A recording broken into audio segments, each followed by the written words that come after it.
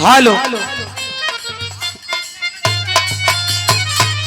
कच्चा कच्चा मारा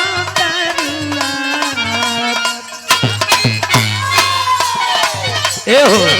आहो ये मार साहब का खूबसूरती हाँ है। जाना तानी ये चिकन चीज हम चिकन की अच्छा सरकत रहे ना कच्चा कच्चा मारा पियर फरा कराली रही ना गइल ह जिया हेलो आइला हो बारात करे या कि हमसे बात करे हम बातें मान लो। अच्छा अनुष्का डीजे आदर्श बाजार आपकी तरफ से पुरस्कार कोट कोट अरे आइला हो बारात करे या कि हमसे बात करे बोला बोला हेलो अइली हम बाराते करे हाँ। लेकिन रोटी कहीं और से के लगल है नहीं नहीं मांगे में मोबाइल नंबर लगो तर हाथ धरे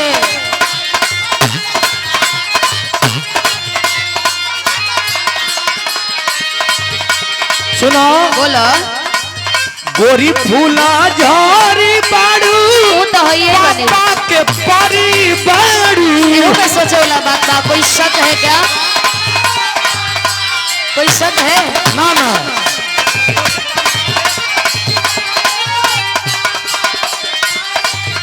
जवन काबू तवन करो ए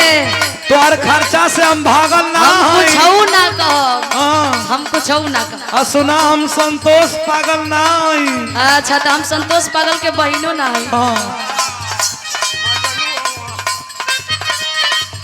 गोरी फूला झारी बाड़ू अच्छा पापा के परी बाड़ू तू तो है ये बनी हो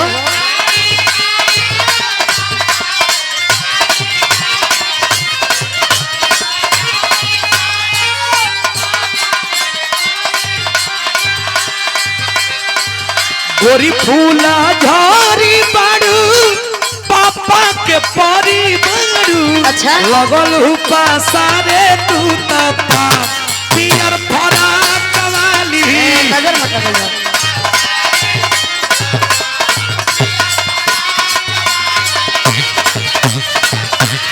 अरे पियर